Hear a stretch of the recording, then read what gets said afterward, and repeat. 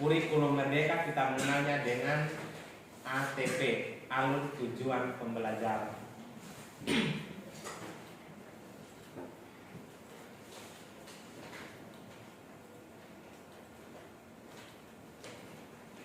Baik, konsep alur tujuan pembelajaran itu adalah rangkaian tujuan pembelajaran yang tersusun secara sistematis dan logis di dalam fase secara utuh dan menurut urutan pembelajaran sejak awal hingga akhir suatu fase. Jadi, misalnya di tujuan pembelajaran, sebelum kita menyusun ATP-nya, kita harus menentukan dulu kalau di K13 itu kan ada KIKD-nya. Misalnya KD 3.1 dan 4.1. Kalau 3.1-nya itu adalah menentukan kata kerja operasionalnya, menentukan. Sebelum menentukan, ini disusun secara sistematis. Sebelum dia menentukan apa dulu yang harus dilalui. Berarti yang pertama itu kita harus menyebutkan dulu, terus menjelaskan. Berarti ada tingkatan yang mulai dari C1, C2 dan C3. Menentukan itu ada di taksonomi Bloom yang ke-3, yaitu C3 kan. Nah, berarti sebelum dia menentukan dia harus melalui C1 dan C2 supaya bisa nanti siswa kita itu bisa menentukan. Nah, kalau di sini tersusun secara sistematis dan logis, kalau biasanya ada beberapa perangkat yang saya temukan itu dari awal dia beruntun dari awal sampai akhir sampai terakhirnya itu menentukan. Kadang ada beberapa yang langsung kita download di internet. Kita tanpa melihat dulu kondisi dengan diri di sekolah kita. Kadang-kadang menentukan duluan, baru dia menyebutkan, baru bisa menjelaskan. Jadi setelah dia menjelaskan, dia bisa menentukan. Jadi dia harus tersusun. Sudah ada ini taksonomi Bloom-nya? Nah, nanti bisa Bapak Ibu ini perhatikan taksonomi Bloom-nya itu C1, C2 dan C3. Cari taksonomi Bloom yang direvisi di 2018. Jadi ada taksonomi yang terbaru. Terus alur pembelajaran disusun secara linear sebagai urutan kegiatan pembelajaran yang dilakukan dari hari ke hari untuk mengukur capaian pembelajaran. Jadi alur pembelajaran disusun secara linear. Jadi misalnya materi tentang kesebangunan tadi, terlihat dari guru matematika atau bangun datar atau bangun ruang. Kalau di SMP kan kita belajar tentang kesebangunan kan. Nah, kalau di SMK kan atau di SMA atau SMK kita mengajarnya materi langsung di tingkat tinggi, yaitu bangun ruang atau dimensi 3. Nah, kalau di kesebangunan maka di sini ada misalnya ada 5 tujuan pembelajaran yang Bapak Ibu susun. Kan tidak ini dari 5 tujuan pembelajaran ini kita buat, dan ketika kita melakukan proses belajar mengajar di kelas dalam satu hari tidak harus itu 5 diselesaikan dalam hari itu. Tergantung dari keluasan materi dengan tujuan pembelajaran yang ingin dicapai pada peserta didik dan yang akan diinginkan oleh Bapak Ibu guru pada anak-anak atau peserta didik di kelas. Makanya di sini alur pembelajaran disusun secara linear sebagai urutan kegiatan pembelajaran. Jadi misalnya ada 5, mungkin di pertemuan pertama ini tujuan pembelajaran 1 dan 2 bisa jalan, atau tujuan pembelajaran yang pertama bisa. Nah, tergantung nanti Bapak Ibu menyusunnya ketika melihat materinya itu ini pada saat dikaitkan dengan KIKD Bapak Ibu. Karena di kurikulum merdeka kita menggunakan capaian pembelajaran. Nah, dari Pak ini kemarin sudah publis capaian pembelajaran. Nanti Bapak Ibu bisa baca-baca itu capaian pembelajaran, hampir sama dengan K13.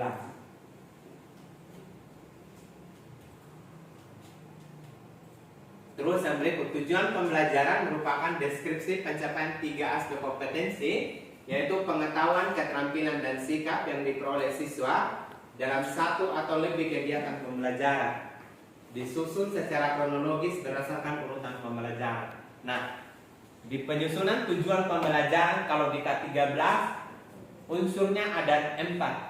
Kalau tujuan pembelajaran itu ada unsurnya ada 4 yang mengandung A, B, C, dan D. Masih ingat A, B, C, D-nya?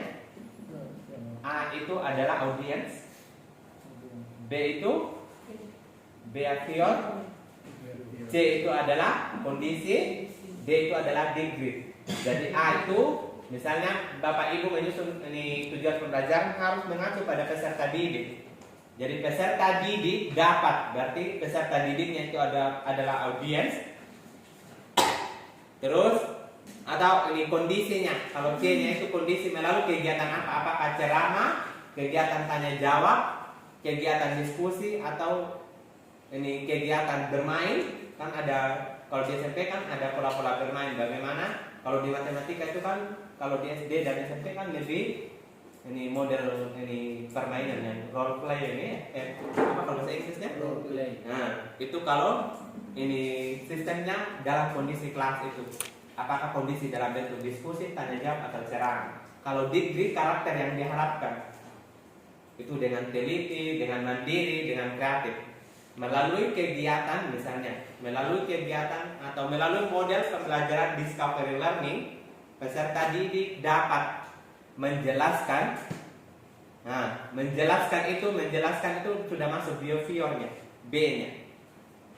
Kalau peserta didik itu audiens, dengan menggunakan model pembelajaran discovery learning itu adalah kondisinya. Sedangkan untuk degree-nya itu misalnya melalui kegiatan discovery learning peserta didik dapat menentukan himpunan penyelesaian dari sistem ketidaksamaan linear dua variabel dengan tepat atau dengan mandiri. Dengan mandirinya itu atau dengan tepatnya itu yang disebut dengan degree. Jadi ketika kita menyusun tujuan pembelajaran itu empat-empatnya itu harus masuk. Jadi melalui kegiatan apa atau melalui model pembelajaran apa.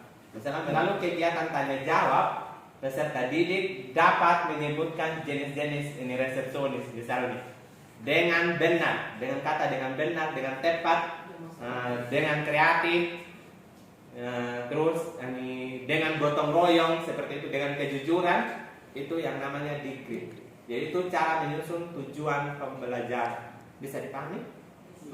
Jadi untuk penyusunan tujuan pembelajarannya harus mengandung 4 unsur A, B, C, dan D. Rumusan tujuan pembelajaran tidak mencakup tahapan kognitif dan dimensi pengetahuan, tetapi juga mengikut sertakan perilaku capaian seperti kecakapan hidup serta profil pelajar Pancasila. Nanti Bapak Ibu ketika menyusun tujuan pembelajarannya gunakan itu dimensi profil pelajar Pancasila. Jadi kalau kemarin kan kita menggunakan ini karakter anak bangsa kalau kita 13, tapi ketika nanti Bapak Ibu sebentar menyusun tujuan pembelajarannya harus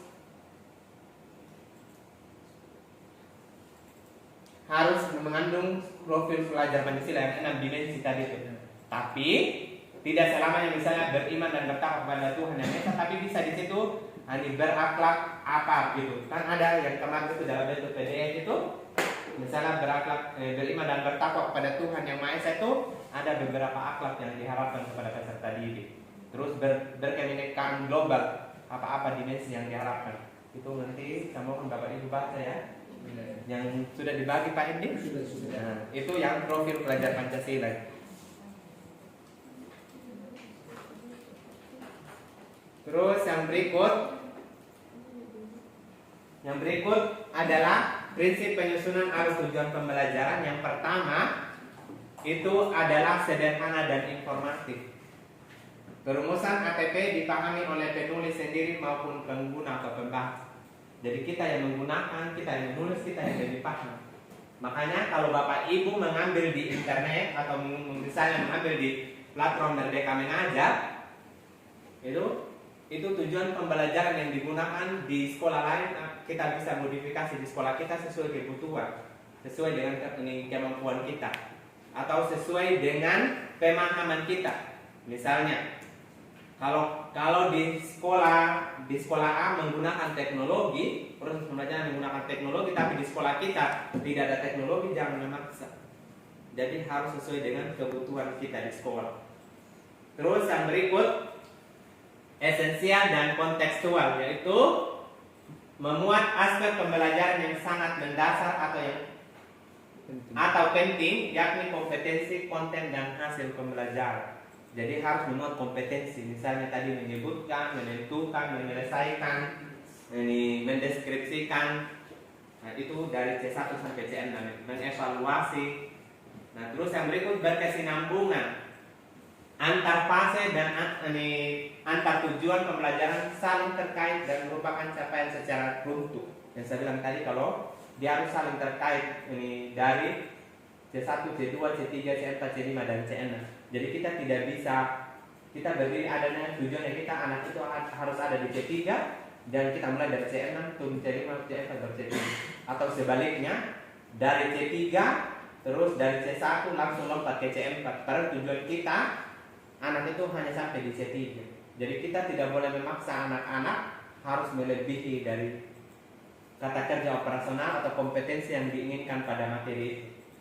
Nanti di KIKD itu sudah jelas kompetensi-kompetensi ini.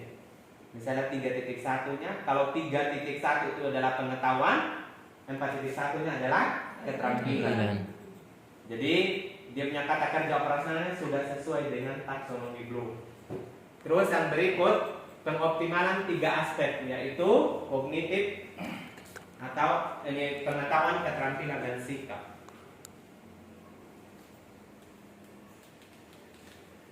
Terus yang berikut ada merdeka belajar. Merdeka peserta memerdekakan peserta diri dalam berpikir dan bertindak pada ranah akademis dan bertanggung jawab secara moral. Terus yang berikut memfasilitasi dan menginspirasi kreativitas siswa dengan mempertimbangkan keunikan individualnya, kecepatan belajar, gaya dan minat siswa. Jadi ketika kita menyusun yang seperti Mama kepala sekolah bilang kemarin, di kelas A ini anak-anaknya bagus-bagus dan daya tangkapnya cepat. Di kelas B daya tangkapnya agak lambat. Nah, kita harus sesuaikan.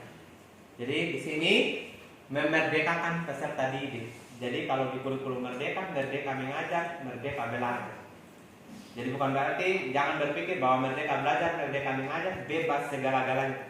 Maksud dari merdeka belajar, merdeka mengajar ini adalah bahwa kita merdeka berpikir. Itu maksudnya memerdekakan pada peserta didik. Terus yang berikut operasional dan aplikatif. Rumusan ATP mendeskripsi proses pembelajaran dan penilaian secara utuh yang dapat menjadi acuan operasional yang aplikatif untuk merancang modul ajar. Dari tujuan pembelajaran ini, dari ATP ini yang akan kita susun ke dalam modul ajar. Terus yang berikut sesuai dengan karakteristik mata pelajaran, karakteristik siswa dan karakteristik satuan pendidik. Itu yang saya bilang tadi. Kita kan sering ada perangkat pembelajaran yang diperiksa atau disupervisi oleh kepala sekolah atau bidang kurikulum, kita ambilnya di internet. Kita download sudah di internet, tapi kita tidak membaca, langsung kita serahkan, tapi tidak sesuai dengan kebutuhan di sekolah kita atau karakteristik sekolah kita. Misalnya jurusan perhotelan di SMK Negeri 1, SMK Negeri 2 Kota Tambolaka dengan SMK Bakti Luhur, karakteristik anaknya, karakteristik sekolahnya berbeda. Kadang saya ada teman di SMK sana, tapi yang punya perangkat, tinggal saya ganti nama kepala sekolah supaya bisa tanda tangan. Tidak seperti itu Bapak Ibu, karena Bapak Ibu yang lebih tahu anak-anak di sekolah, karakteristiknya anak-anak. Itu yang saya bilang tadi. Misalnya tadi Pancasila. Kalau saya mengajar di jurusan teknologi, matematika di teknologi, saya menggunakan teknik komputer. Kadang misalnya kalau saya masuk materi tentang bangun ruang atau dimensi 3, saya suruh anak-anak itu langsung ke lab karena ada gambar-gambarnya. Tapi kalau misalnya di sini tidak ada teknologi seperti itu, yang tidak ada misalnya labnya itu komputernya tidak memadai, ya saya tidak boleh memaksa bahwa anak-anak juga harus ke lab seperti ini. Kan kita sesuai dengan kondisi lingkungan sekolah kita. Bisa dipahami ini? Jadi ketika Bapak Ibu nanti menggunakan teknologi atau tidak menggunakan teknologi, atau misalnya ada contoh yang saya share sebentar, Bapak Ibu bisa memodifikasi sesuai dengan kebutuhan di sekolah sini. Bukan diikut persis sama. Jangan sampai saya di sana model pembelajarannya saya lebih ke IT, tapi di sini tidak.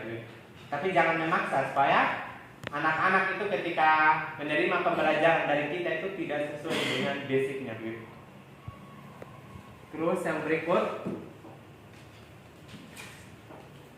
komponen tujuan pembelajaran itu mengandung 3 aspek. Yang pertama itu adalah kompetensi.